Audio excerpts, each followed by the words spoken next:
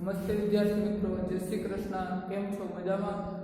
ફરીથી અગસ્ત્યા ઇન્ટરનેશનલ સ્કૂલમાં તમારું સ્વાગત છે. આજે આપણે ગુજરાતીનું ગયા તાસની અંદર પ્રથમ પ્રકરણ સાંજ સમય સાંભળ્યો વાળો એ જોઈ ગયા બરાબર. આજે એનો બીજો ભાગ જોઈશું. એટલે કે આજે એક પ્રકરણ છે, કાવ્ય છે, એની સ્વાધ્યાયના પ્રશ્નો અને એનું વ્યાકરણ છે તે જોઈશું. ગયા તાસની અંદર આપણે કાવ્ય સમજ્યા અને એની સમજૂતી અને કાવ્યનું ગાન કર્યું. આજે એ જ કાવ્ય છે એ સ્વાધ્યાયના પ્રશ્નો દ્વારા અને વ્યાકરણ દ્વારા આગળ વધ્યું. આ કાવ્યમાં આગળ વધતા પહેલા હું થોડાક પ્રશ્નો પૂછી દઉં તમને કે સાંજ સમય સાંભળ્યો વહાલો આ કૃતિ છે એના કર્તા કોણ, એટલે કે આ કાવ્યના કવિ કોણ છે? તો આપ કહેશો નરસિંહ મહેતા બરાબર. નરસિંહ મહેતા. તો નરસિંહ મહેતાનો જન્મ ક્યાં થયો હતો? ભાવનગર જિલ્લાના તળાજા ગામમાં. તો આ આપણા સૌરાષ્ટ્રના એટલે કે સૌરાષ્ટ્રના કાઠિયાવાડના એવા નરસિંહ મહેતા જે ભાવનગર જિલ્લાના તળાજા ગામમાં જન્મેલા અને એમની કર્મભૂમિ જુનાગઢ બરાબર. તો એણે ઘણા બધા કૃતિઓ રચી. એમાં કૃષ્ણ ભક્તિને લગતા જે ગીતોની રચના કરી એમાં આજે આપણે સાંજ સમય સાંભળ્યો એ આપણા અભ્યાસક્રમમાં આવ્યું હતું. અને એમાં કૃષ્ણ લીલાના નરસિંહ મહેતા કૃષ્ણના પરમ ભક્ત હતા. એટલે એણે ઘણા બધા કૃષ્ણ લીલાને લગતા, કૃષ્ણ જીવનને લગતા, બાળ કૃષ્ણના વર્ણન કરતા કાવ્યો છે એની રચના કરી. તો આપણું આ એક કાવ્ય છે સાંજ સમય સાંભળ્યો. આ પણ એક કૃષ્ણના બાળપણના પ્રસંગને આલેખતું જ કાવ્ય છે. બાળપણમાં શ્રી કૃષ્ણ છે તે ગોકુળ ગામની બહાર એટલે કે ગોકુળ ગામની સીમમાં અને વૃંદાવનમાં ગાયો ચરાવવા જાય. તો ગાયો ચારી અને સાંજના સમયે ગામમાં ઘરે પાછા આવે ત્યારે આ દ્રશ્ય છે તે ખૂબ જ રોચક અને ખૂબ જ રમણીય એટલે કે ખૂબ સુંદર હોય છે. જે ગોકુળવાસીઓ ગોપીઓ છે એનું મનને આકર્ષી લે છે.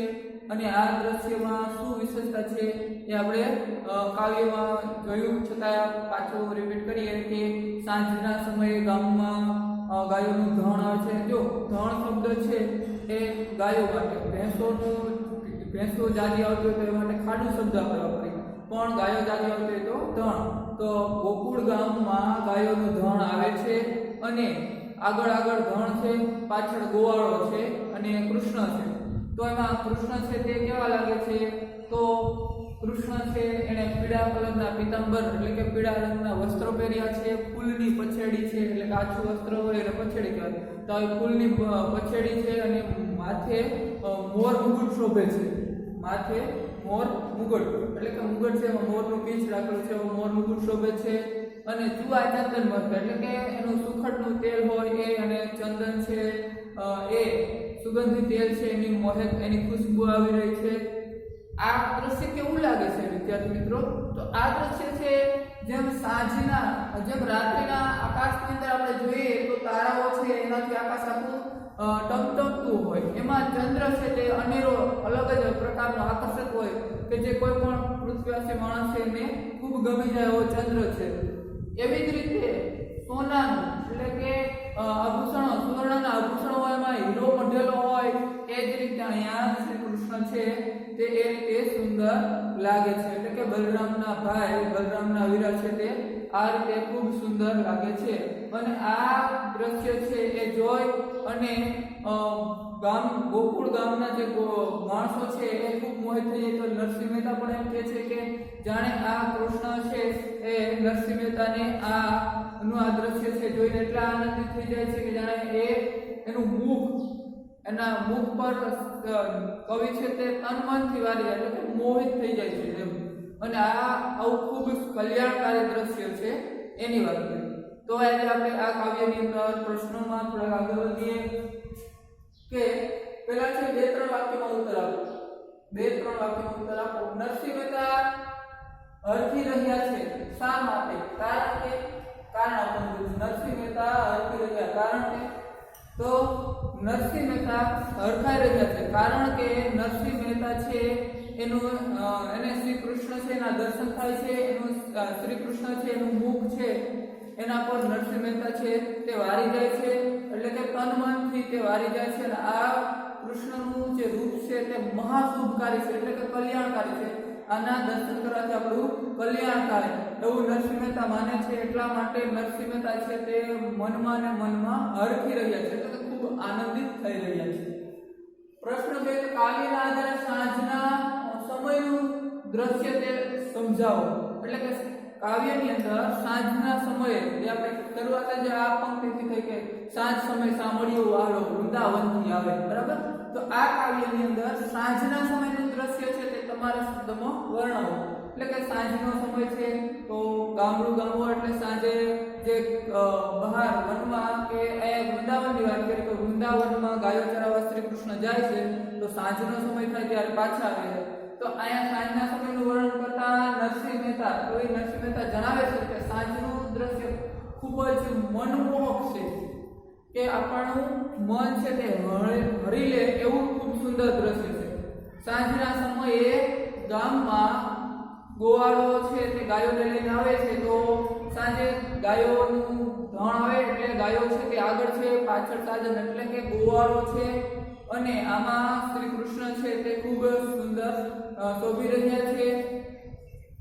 શ્રી કૃષ્ણ છે એના આછી ફૂલની પછેડી અને પીળા રંગના પીતાંબરના વસ્ત્રો પહેર્યા છે અને એના કાનમાં કુંડળ લાગે છે, એના માથે મોર મુકુટ છે, એના જે પછેડી ફૂલની પછેડી છે એ સુગંધિત તેલ એટલે કે સુખડથી અને સુવાદ એટલે ચંદનથી મહકી રહ્યું છે. આ ખૂબ રોચક દ્રશ્ય છે, તે આપણા મનને હણી લે એવું છે. આ સાંજનું ખૂબ સરસ મજાનું દ્રશ્ય છે, બરાબર? તો જે વખત કે કાવ્યના સાંજના સમયનું દ્રશ્ય, તો પંક્તિમાં કવિ સાંજના સમયનું દ્રશ્ય આ કાવ્યની અંદર દર્શાવે છે કે સાંજના સમયે વૃંદાવનમાંથી ગાયોનું ધણ છે તે ચરી અને ગામમાં આવે છે. તો આગળ ગાયોનું ધણ છે અને પાછળ ગોવાળો છે અને એમાં શ્રી કૃષ્ણ છે એને પીળા રંગના પીતાંબર પહેર્યા છે, ફૂલની પછેડી છે ને સુગંધિત ચંદન એટલે કે સુખડ છે એનાથી એ મહકી રહ્યા છે. એના કાનમાં કુંડળ છે અને માથા પર મોર મુકુટ છે. આવું સાંજનું ખૂબ જ રમણીય દ્રશ્ય છે. હવે 7 લીટીમાં ઉત્તર આપો કે કૃષ્ણ રૂપ છે તે મહાસુખકારી છે એમ કવિ શા માટે કહે છે? કવિને શા માટે એવું લાગે કે શ્રી કૃષ્ણ છે એનું રૂપ છે તે કલ્યાણકારી છે, એના દર્શન કરવાથી આપણું કલ્યાણ થાય એવું શા માટે લાગે છે? તો આવો મોટો પ્રશ્ન હોય વિદ્યાર્થી મિત્રો તમારે ત્યારે એક બાબત છે કે ખાસ યાદ રાખવાની. આવો મોટો પ્રશ્ન એટલે આ બાબત લખવાની કૃતિ કર્તા ને સાહિત્ય પ્રકાર સાહિત્ય પ્રકાર આ બાબત મોટો પ્રશ્ન હોય 7-8 લીટીમાં ઉત્તર આપવા ગમે એટલા પ્રશ્ન હોય તેમાં આ બાબત ભૂલવાની નથી. આ ફરજિયાત લખવાનું છે કૃતિ કર્તા અને સાહિત્ય પ્રકાર. તો કૃતિ તો આ પાઠમાં એટલે પ્રશ્ન કયા પાઠનો છે, કઈ કાવ્યનો છે? તો એ કૃતિ કઈ છે? તો કૃતિમાં તો છે સાંજ સમય સાંભળ્યું. અને કર્તા તો આ કૃતિ છે એની રચના કોણે કરી? આ કૃતિના કર્તા કોણ છે? તો નરસિંહ મહેતા. અને શાસ્ત્ર એટલે કે સાહિત્ય પ્રકાર આ કૃતિ એટલે કે સાંજ સમય સાંભળ્યું એ કૃતિ છે એનો સાહિત્ય પ્રકાર કયો છે? તો આપણે શું કહો કે આ ગીત કાવ્ય છે, બરાબર? તો મોટા પ્રશ્ન હોય એમાં આ કર્તા કૃતિને સાહિત્ય પ્રકાર લખવું ખૂબ જરૂરી છે.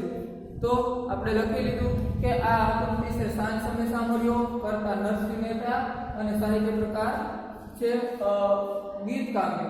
હવે પ્રશ્ન છે એના તરફ જાય જવાબમાં કે કૃષ્ણ રૂપ છે તે મહાસુખકારી છે એવું શા માટે કવિ કહે છે?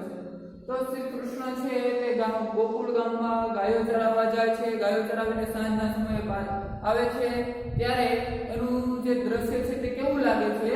તો એનું દ્રશ્ય એવું લાગે છે કે જેમ આકાશના જે તારામંડળ છે એમાં સસ્યર એટલે કે ચંદ્ર શોભે છે અને જેમ હેમ એટલે કે સોનાનું જે આભૂષણ છે હેમના આભૂષણો છે એમાં જેમ હીરો મોડેલો હોય એમ અહીંયા હરિ એટલે કે શ્રી કૃષ્ણ હળધરનો વીરો એટલે કે હળધર એટલે બલરામ જે હળ ધારણ કરતા શ્રી કૃષ્ણના મોટા ભાઈ બલરામ જે હળ ધારણ કરતા એટલે કે હંમેશા હળ હોય હળ એને સાથે રાખતા એટલા માટે તેમનું નામ હળધર છે. તો હરિ હળધરનો વીરો એવી રીતે શોભે છે, બરાબર, કે જેમ તારામંડળમાં ચંદ્ર શોભે છે, જેમ સોનાના આભૂષણો હોય એમાં હીરો મોઢેલો હોય, એમ આ ગોવાળોનું ઝુંડ છે, ગોવાળોનું ટોળું છે, એની અંદર શ્રી કૃષ્ણ હરિહરધર એટલે કે હળદર બલરામ છે એના ભાઈ એવી રીતે ખૂબ સુંદર શોભી રહ્યા છે.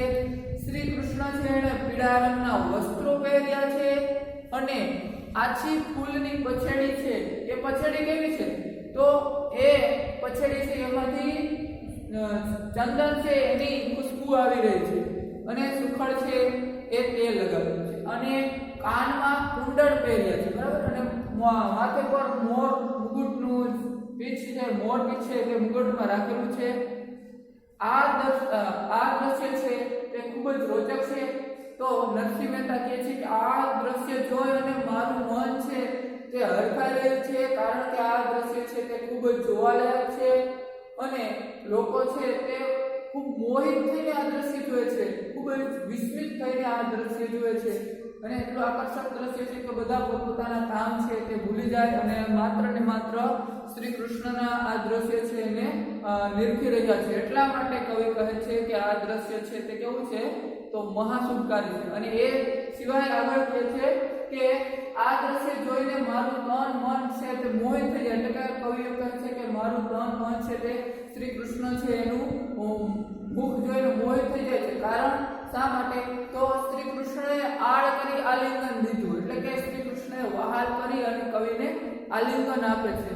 એટલા માટે એનું મન છે તે અત્યંત આનંદિત થઈ જાય છે, ખૂબ મનમાં હરખાય છે કવિ, અને એમ આ દ્રશ્ય છે તે મહાશુભકારી છે. હવે કવિના મનમાં કોણ મોહ ઉપજાવે છે? તો એમાં પણ આવો જ કંઈક જવાબ આવશે કે કવિના મન, કવિ કોણ છે? તો આમાં પહેલા આ તો લખવાનું કર્તા કૃતિ અને સાહિત્ય પ્રકાર. તો કૃતિ સાંજ સમય સાંભળ્યો, કર્તા નરસિંહ મહેતા, સાહિત્ય પ્રકાર કયો છે? તો ગીત કાવ્ય, બરાબર. આ પંક્તિમાં નરસિંહ મહેતા કહે છે કે શ્રી કૃષ્ણ છે એનું જે રૂપ છે, જે ગાયો ચરાવવા જતા ગોકુળ ગામના વૃંદાવનમાં ગાયો ચરાવવા જતા, તો ગાયો ચરાવીને સાંજના સમય પાછા આવે છે અને ગોવાળોમાં જે રીતે શોભે છે, જેમ અગાઉ કીધું એમ કે જેમ તારામંડળમાં શસ્ય શોભે એટલે કે તારાઓનો સમૂહ છે એની અંદર ચંદ્ર શોભે છે, જેમ હેમ એટલે કે સોનું છે, સોનાના ઘરેણા, સોનાના આભૂષણો છે એની અંદર હીરો મઢેલો હોય, એમ આ ગોવાળો છે એના ટોળામાં બલરામનો ભાઈ એટલે કે હળધરનો વીરો એટલે બલરામનો ભાઈ શ્રી કૃષ્ણ છે તે શોભી રહ્યો છે. અને શ્રી કૃષ્ણ છે એના પીળા રંગના એને વસ્ત્રો પહેર્યા છે, કાનમાં કુંડળ છે, માથે મોર મુકુટ છે અને ફૂલની પછેડી છે, એટલે કે આછી વસ્ત્ર છે, આછી પછેડી છે, એ ફૂલની પછેડી છે એ ખૂબ મલકી રહી છે, એમાંથી ખૂબ સુગંધ આવે છે.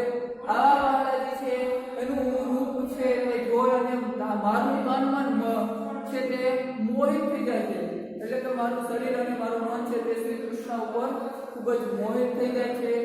અને આ રૂપ એ શ્રી કૃષ્ણ છે તે આવી અને આળ કરે એટલે વખાણ કરી અને કવિને આલિંગન આપે છે. એના કારણે આ કવિ છે તે પોતાની જાતને ધન્ય માને છે અને આવું આના માટે તે મનમાં ને મનમાં હરખાય છે, બરાબર. તો આ મોટા પ્રશ્ન. હવે કેટલાક જોડકા જોડો તો અ અને બ, અ સામે બ આવશે, પણ એમાં કયો શબ્દ આવશે? જેમ કે મસ્તક ઉપર, તો મસ્તક ઉપર શું આવશે? ગીરધર શોભે, આલિંગન દીધું, કુંડળ કે મોર મુકુટ. તો તમે તરત કહી શકો કે એક વખત કવિમાં ધ્યાન આપવું હોય તો તમે તરત કહી શકો કે મસ્તક ઉપર મોર મુકુટ. શું આવશે? મોર મુકુટ. પછી કાને, તો કાને શું આવશે? તો કાને કુંડળ આવશે, બરાબર, યાદ રાખવાનું, કાને કુંડળ આવશે. પછી ગોવાળો, તો ગોવાળોમાં ગીરધર છે, આપણે યાદ રાખવાનું, ગોવાળોમાં ગીરધર શોભે, આળ કરી એટલે કે વહાલ કરી અને શું કહેવાય? આળ કરીને આલિંગન આપવું, બરાબર. આ રીતે આ ખૂબ સરસ સ્વાધ્યાયના પ્રશ્નો હતા. અને હવે આપણે વ્યાકરણ તરફ જઈએ. વ્યાકરણમાં સ્વવ્યંજન છૂટા પાડે, જે તમારે 8મા ધોરણમાં પણ આવતું સ્વર વ્યંજન છૂટા પાડો અને હવે 9મામાં આવે 10મામાં પણ આવશે એટલે આપણું જે 9મું ધોરણ છે તે મધ્યાંશ છે આવતું આવે અને આવશે બરાબર તો આમાં છૂટા પાડો તો તમને ખબર છે કે સ્વર કોને કહેવાય અને વ્યંજન કોને કહેવાય જો કદાચ તમે 8મા ધોરણમાં ભણ્યા હો અને અત્યારે ભૂલાઈ ગયું હોય તો કોઈ યાદ કરાવજો કે જે સ્વતંત્ર વર્ણ છે સ્વતંત્ર અક્ષર છે સ્વતંત્ર વર્ણ છે એને સ્વર કહેવામાં આવે છે પરંતુ જે સ્વરની મદદથી વર્ણ બને એને વ્યંજન કહેવામાં આવે છે તો સ્વર કયા છે તો સ્વર અ આ ઈ ઉ ઋ ઓ એ ઓ આ છે તે સ્વર છે બરાબર અને વ્યંજન ક્યાં છે તો ક થી જ્ઞ સુધીના છે તે બધા વ્યંજન છે તો આયા સ્વર અને વ્યંજન છૂટા પાડવાના છે તો સામાન્ય શબ્દ છે જેમ કે આયા હું એમ લખું કે ક તો આ ક છે તે આ ખાલી ક છે એ શું કહેવાય તો તમે કહી શકો કે આ હવે અમને યાદ રહી ગયું જે કકાના શબ્દ છે તે વ્યંજન કહેવાય કકા બહારના જે આપણે નાના હતા અને ભણતા પહેલા બીજા ધોરણમાં ત્યારે કકા બહારના જે અ આ ઈ વાળા શબ્દ આવતા તે બધા સ્વર અને આ વ્યંજન તો આ ક છે કઈ રીતે બને તો ક છે એ આમ બને ક વત્તા અ ક અને અ દ્વારા જે આખો ક છે તે બને બાકી અ એની સાથે ના જોડીએ તો ક અધૂરો બને બરાબર હવે એવી રીતે આપણે આ કેટલાક સ્વર વ્યંજન છે તે છૂટા પડે જેમ કે પહેલો શબ્દ છે પીતાંબર તો વિડિયો સ્ટોપ કરી તમે એક વખત લખવાની ટ્રાય કરજો પીતાંબર પીતાંબરમાં શું આવશે કે પ વત્તા બે પ કે ખાલી આમ નથી કરવાનું પ થોડો કરવાનો બરાબર પ વત્તા ઈ દીર્ઘ કરવાનો રસ્વ નહીં રસ્વ એટલે ટૂંકો હોય દીર્ઘ એટલે લાંબો એટલે કે પી છે તે પ છે એની સાથે રસ દીર્ઘ છે એટલે પ વત્તા ઈ વત્તા ત વત્તા આ થોડો તો બધે જે વ્યંજન છે એટલે હંમેશા થોડો કરવાનો વત્તા આ વત્તા મ વત્તા કરી શકાય ના કરી શકાય શા માટે ન કરી શકાય કારણ કે મ અડધો છે એટલે એની સાથે અ કરવાની જરૂર નથી તો ડાયરેક્ટ હવે બ આવશે મ વત્તા બ વત્તા અ વત્તા ર વત્તા અ બરાબર તો તમારે એવું કદાચ પૂછાય કે આમાંથી સ્વર છે તે અલગ ધારો તો આપણે કહી શકીએ કે ઈ આ અને આ સ્વર છે વ્યંજન કયા તો પ ક મ બ ર આ બધા વ્યંજન છે તો આ પીતાંબર શબ્દ છે તે આ રીતે બન્યું હવે દીર્ઘ તો આમાં શું કરવાનું તો આમાં એવું કરવાનું આ દીર્ઘ કરવાનો નહીં કેમ કે આ રસ્વઈ છે એટલે આમાં શું કોઈ આવશે જેમ કે ગ વત્તા ઈ વત્તા ર વત્તા તો ર સાથે એ રસ્વઈ છે એમ ગ સાથે રસ્વઈ છે એવી રીતે ર સાથે રસ્વઈ છે વત્તા ઈ કોઈ કરવાનું છે વત્તા ગ વત્તા અ વત્તા ર વત્તા અ એટલે દીર્ઘ તો દીર્ઘમાં ગ સાથે ઈ રસ્વ છે ર સાથે ઈ રસ્વ છે ધ સાથે અ જોડાયો ત્યારે ધ આખું બન્યું અને ર સાથે અ જોડાયો ત્યારે ર આખું બન્યું બરાબર ઘણા નંબરમાં એવો સવાલ થતો હોય કે આ શબ્દ છે અ શું ફરજિયાત પાછળ જોડવાનો જો આપણે શબ્દ બોલી દો કે પીતાંબર તો ર ની પાછળ ઓટોમેટિક અ બોલાય તો એ માટે બોલું પીતાંબર પ વત્તા ઈ વત્તા ક વત્તા આ વત્તા મ વત્તા બ વત્તા અ વત્તા ર વત્તા અ બરાબર પીતાંબર છે દીર્ઘ તો ગ વત્તા ઈ ર વત્તા ઈ ર વત્તા અ બરાબર દીર્ઘ તો આ ખૂબ જ છે ને મજા આવે એવું વ્યાકરણ છે આ એકદમ સરળ છે આ ત્રીજા ચોથા ધોરણના વિદ્યાર્થી શીખવું હોય તો એને પણ આવડી જાય તો તમે તો 8મા 9મા ધોરણમાં છો બરાબર એટલે તમને પણ આ સરળતાથી આવડી જાય એટલે આ શબ્દો છે યાદ રાખવાના છે અને આમાં કેટલાક એવા શબ્દો હોય જોડાક્ષરો હોય તો એમાં ભૂલ કરવાની નથી અને આ એટલા માટે કે આપણે પાયો કહેવાય આ 9મું ધોરણ છે એનું પહેલું પ્રકરણ હતું એટલે આ બધું છે તે ખૂબ જરૂરી છે કે તમે ભૂલી ગયા હોય અત્યારે લોકડાઉનમાં કદાચ ન ટાઈમ મળ્યો હોય તો ભૂલી ગયા હોય વાંચવા તો આ બધું યાદ રાખો વહાલા વહાલા જે છે એમાં શું થશે વ વત્તા જો વ થોડો કરો કેમ કે આ થોડો કરવાનો ભૂલ કરીને જો આ સાથે પાછળ શરૂ કરી આપણે તો ગ ની પાછળ લેટર કર્યો તો થોડો કે ગ થોડો બરાબર તો એ એમ સૂચવે છે કે અત્યારે વ અધૂરો છે એની સાથે અ જોડાશે ત્યારે વ આખો બનશે વત્તા અ વત્તા વ વત્તા આ વત્તા લ વત્તા આ વત્તા જ વત્તા ઈ આયા ઈ છે તે દીર્ઘ મોટો ઈ બરાબર એટલે આ છે વહાલા હવે છેલ્લો શબ્દ છે નરસૈયાચા જો આના ઉપરથી તો ઘણું બધું આવડી ગયું હશે તમને વ છે એ આખો કે બન્યો તો અ સાથે જોડાઈને વ બન્યો હ સાથે આ જોડાયો કે આ બન્યો લ સાથે આ જોડાયો એટલે લા બન્યો અને જ સાથે ઈ જોડાયો એટલે શું બન્યો જી બન્યો હવે એવી રીતે નરસૈયા તો આ માટે આપણે શું કરવાનું ન વત્તા અ વત્તા ર વત્તા અ આ મોડું કરતું રહેવું વત્તા સ વત્તા ઐ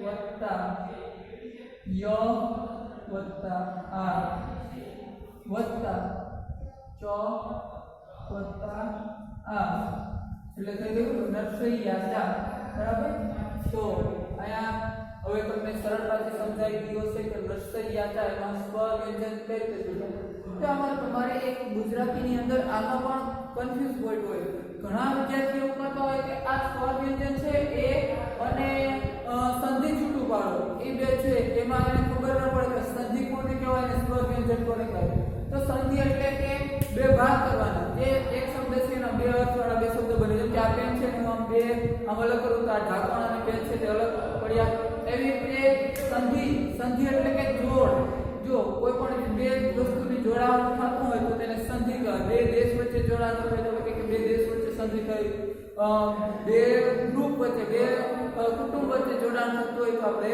એને સંધિ કહેવાય છે કે સંધિ થઈ અને લગ્ન પ્રસંગમાં પણ બે વ્યક્તિ છે એનું જોડાણ થાય એટલે આપણે તે પણ સંધિ કહીએ તો અહીંયા બે શબ્દો છે એનું જોડાણ થઈને સંધિ બને પણ આ સ્વર વ્યંજન છે એ હવે તમને યાદ રહેવા જોઈએ કે સ્વર વ્યંજનમાં પછ આ પિતાંબર શબ્દ છે તો એને સ્વર કેટલા છે એ સાવ અલગ કરવાના વ્યંજન પણ સાવ અલગ કરવાના આ સ્વર વ્યંજન છૂટા પડે બરાબર એ સ્વર વ્યંજન જો આ શબ્દ તમારી પાસે આના ધોરણમાં આવે છે સ્વર વ્યંજન છે એને સ્વર વ્યંજનનું રહેલું જે પિતાંબર છે એ જ એક પિતાંબર શબ્દ છે એને મારે સંધિમાં લેવો હોય તો પિતાંબર એનું સ્વર વ્યંજન તો આ રીતે થયું તો તમને સમજાય પણ પિતાંબર શબ્દ છે એને મારે સંધિમાં લેવો હોય તો પીત વત્તા અંબર શું આવે પીત એટલે કે પીળું વત્તા અંબર એટલે કે વસ્ત્ર પીળા રંગનું જે વસ્ત્ર છે પીત વત્તા અંબર એટલે પિતાંબર એ શબ્દ છે પછી હવે આવે છે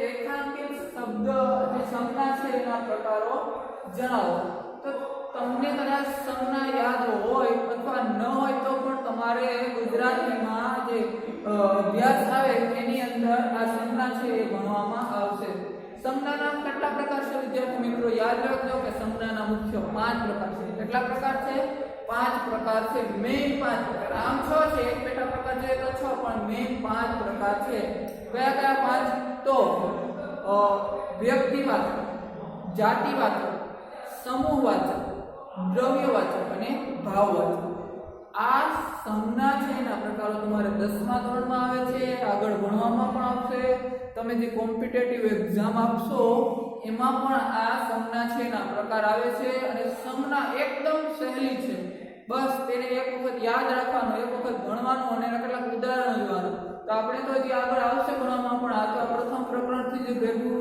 થોડું ભેગું કરતા જઈએ બરાબર આ તો એ નિયમ છે તો એ પ્રમાણે સંજ્ઞાના 5 પ્રકાર સંજ્ઞાના કયા 5 પ્રકાર યાદ રાખી લેજો જે સંજ્ઞા આગળ ભણવામાં આવશે ત્યારે જોશું પણ અત્યારે તે પહેલા યાદ રાખી લેજો કે સંજ્ઞાના 5 પ્રકાર છે કયા વ્યક્તિવાચક જાતિવાચક ભાવવાચક સમૂહવાચક અને દ્રવ્યવાચક વ્યક્તિવાચક જાતિવાચક સમૂહવાચક ભાવવાચક અને દ્રવ્યવાચક આ સંજ્ઞાના 5 પ્રકારો છે.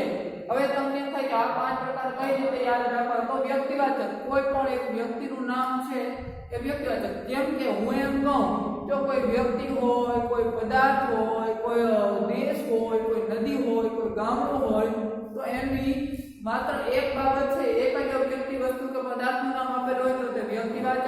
આખી જાતિનો ઉલ્લેખ કરતો હોય તો તે સમૂહવાચક, અને તો તે જાતિવાચક. અને આખા ગ્રુપ, આખું ટોળું છે એનો, આખા સમૂહનો જે ઉલ્લેખ કરતું હોય તો તે સમૂહવાચક. પછી કોઈ ભાવ રહેલો હોય જેમ કે દુઃખ, ક્રોધ, આનંદ, આ બધા ભાવ છે. આપણે વાત કરીએ જે જોઈ ન શકીએ પણ અનુભવી શકીએ એવો ભાવ રહેલો હોય તો તે ભાવવાચક સંજ્ઞા. દ્રવ્યવાચક સંજ્ઞા, તો દ્રવ્યવાચક એટલે કે જેને આપણે ગણી નથી શકાતા પણ જોઈ શકીએ, જોખી શકીએ, માપી શકીએ, એનું પ્રમાણમાં હોય તો એ દ્રવ્યવાચક સંજ્ઞા. બરાબર?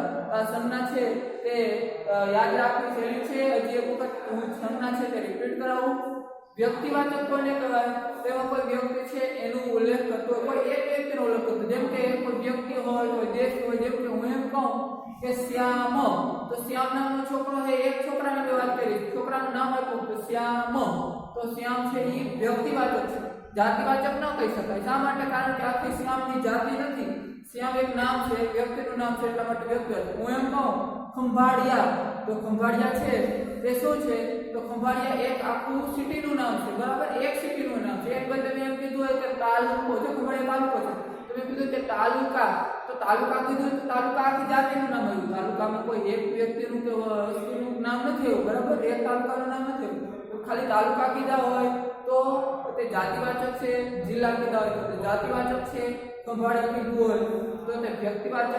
પછી દેવભૂમિ, દ્વારકા કીધું હોય તો પણ તે વ્યક્તિવાચક બને. મેં કીધું હોય કે ભારત, તો પણ એ વ્યક્તિવાચક બને. મેં કીધું હોય કે દેશ, ઘણા બધા દેશો, તો દેશ કીધું હોય તો તે વ્યક્તિવાચક, તો તે જાતિવાચક બને. બરાબર? મેં કીધું કે ગાય, તો ગાય છે તે જાતિવાચક. પણ મેં કીધું કે લાલ ગાય, ગાયના નામ હોય ને ગૌરી, રેત, તો એ લાલ ગાય, તો લાલ ગાય છે એમાંથી ખાલી ગાય કીધું તો તમે કહી શકો કે ગાય છે આખી જાતિનો ઉલ્લેખ કરે તો તે જાતિવાચક. હું એમ કહું કે પર્વત, ચાલો આપણે પર્વત ઉપર ચડીએ તો પર્વત શબ્દ છે તે શું છે? પર્વતની નીચે લીટીઓ કરેલી હોય તો તે તમે કહી શકો કે પર્વત છે તે જાતિવાચક છે. પણ મેં એમ કીધું કે ચાલો આપણે ગિરનાર પર્વત પર ચડીએ તો ગિરનાર છે તે વ્યક્તિ એક નામ છે એટલા માટે તે વ્યક્તિવાચક બને. આવી રીતે પહાડ હોય, નદી હોય કે કોઈ પણ વસ્તુ હોય તો એક વ્યક્તિનું હોય તો તે એક જ નામ આપેલું હોય તો તે વ્યક્તિવાચક, આખી જાતિનું નામ આપેલું હોય તો તે જાતિવાચક. પણ હું એમ કહું કે ગાયોનું ધણ, તો આપ કહી શકો કે ધણ છે તે એક નથી, જાતિ નથી, ઘણા બધા છે તો તે શું બનશે? સમૂહવાચક. બરાબર? ગાયોનું ધણ, ધણની નીચે લીટો કરેલો હોય તો આપ કહી શકો કે તે સમૂહવાચક. પછી સૈનિકોનું ટોળું અથવા લોકોનું ટોળું, તો ટોળું શબ્દ છે એમાં તમે વિચારો કે આ ટોળું શબ્દ મગજમાં લ્યો તો તમને તરત જ યાદ આવે કે ટોળું શબ્દ છે એમાં ઘણા બધા રહેલા છે, તો બહુ જાજા રહેલા હોય તો એ માટે સમૂહવાચક. પછી હું એમ કહું કે મીરાબાઈ ખૂબ જ દુઃખી થયા હતા, તો દુઃખી શબ્દ છે એની નીચે લીટી કરેલી હોય તો તમે કહી શકો કે એ મીરાબાઈ શબ્દ છે એ મીરાબાઈ દુઃખી થયેલા છે તો દુઃખી શબ્દ છે એ ભાવવાચક આવશે. પણ મીરાબાઈની નીચે લીટો કરેલો હોય તો તમે કહી શકો તે શું છે? વ્યક્તિવાચક. અને આવી રીતે મેં કીધું કે હિનાને તેના મમ્મીએ 1 કિલો ખાંડ લેવા દુકાને મોકલી. બરાબર? તો ખાંડ તમે કહી શકો ખાંડને ગણી ન શકાય, માપી શકાય કે આ 1 કિલો છે. પછી ઘી છે, ગોળ છે, તેલ છે, આ બધું છે એને માપી શકાય, ગણી ન શકાય, તો એને શું કહી શકાય? તો એ દ્રવ્યવાચક. બરાબર? આ રીતે આપણે સંજ્ઞા છે તે જોવાની છે. અને નીચે આપણે રેખાંકિત સંજ્ઞા, રેખાંકિત એટલે કે જે નીચે રેખા કરેલ છે એ સંજ્ઞાનો પ્રકાર ન હોય તો સાંજ સમયે સાંભળ્યો વહાલો વૃંદાવનથી આવે. વૃંદાવન તો કહી શકો કે એક વનનું નામ છે એટલા માટે શું આવશે? વ્યક્તિ. અને જો ઘણા બધા વન હોય, ડાંગનું વન હોય, ગીરનું વન હોય, પણ આ વૃંદાવન અલગ નામ શકીએ કે તે વ્યક્તિવાચક છે. પછી પહેલી આપણી અંદર ફૂલની પછેડી, તો ફૂલની પછેડી તો કહી શકો કે ફૂલ એ જાતિવાચક છે. શું છે? જાતિવાચક. જાતિવાચક શા માટે? કારણ કે ફૂલ છે એની જાતિ છે, એ ફૂલ છે જાતિ છે, એની અંદર પણ અલગ અલગ હોય, જેમ કે કમળનું ફૂલ, ગુલાબનું ફૂલ, જાસૂદનું ફૂલ, બારમાસીનું ફૂલ, સૂર્યમુખીનું ફૂલ, ગલગોટાનું ફૂલ, આ બધા ફૂલ છે એની એ અલગ અલગ છે. પણ આ ફૂલની જાતિ કીધું તો આપણે કહી શકીએ કે આ જાતિવાચક સંજ્ઞા છે. આ વૃંદાવન છે જેમ વ્યક્તિવાચક છે તેમાં જાતિવાચક. પછી તારામંડળ, તો આખા તારાઓનો સમૂહ છે ને તારામંડળ કહેવાય. તો આના ઉપરથી આપ સરળતાથી કહી શકો કે તારામંડળ છે એ સમૂહવાચક સંજ્ઞા છે. શું છે? સમૂહવાચક. કેમ કે એમાં તારાઓનો સમૂહ છે, ઘણા બધા તારાઓ છે એટલા માટે તારામંડળ છે તે સમૂહવાચક છે. તો તારામંડળનો સસ્ય હેમે જડી હીરો, એટલે તારામંડળ છે તે સમૂહવાચક. હવે વાક્યમાં સૂચના પ્રમાણે ફેરફાર કરો. આ પણ એકદમ સહેલું છે. આ તો તમારે આ 8મા ધોરણમાં આવતું ભણવામાં, અને આ એકદમ સહેલું છે. તો વર્તમાન કાળ, ભૂતકાળ અને ભવિષ્યકાળ. જે અત્યારે ચાલે એને વર્તમાન કાળ કહેવાય, જે પહેલા ચાલતું એને ભૂતકાળ કહેવાતું, અને જે હવે થશે એને ભવિષ્યકાળ કહેવાય. જેમ કે તમે 8મા ધોરણમાં ભણતા તો એ ભવિષ્યકાળ, તમે 9મા ધોરણમાં ભણો છો તો એ વર્તમાન કાળ, તમે 10મા ધોરણમાં ભણશો તો તે 10મું ધોરણમાં આવશો, હજી ભવિષ્યમાં આવશો તો તે શું કહેવાય? તે ભવિષ્યકાળ. આ રીતે કાળ છે 3 પ્રકારના, ગુજરાતીમાં 3 પ્રકારના મુખ્ય કાળ છે. તો આપણે આ કાળ છે એ પણ તમને હવે આવડી ગયો કે જે ક્રિયા થઈ ગઈ હોય તો તે ભૂતકાળ, જે ક્રિયા થવાની છે તો તે ભવિષ્યકાળ, અને જે ક્રિયા અત્યારે ચાલુ છે તો એ વર્તમાન કાળ. એટલે વર્તમાન કાળ શબ્દ પર વર્તમાન પત્ર, જે દરરોજનું જે દૈનિક સમાચાર આવતા હોય તો તે વર્તમાન પત્ર, જે ચાલુમાં આવતું હોય પત્ર, તે ચાલુ ક્રિયા કેવા પત્ર? તો વર્તમાન પત્ર.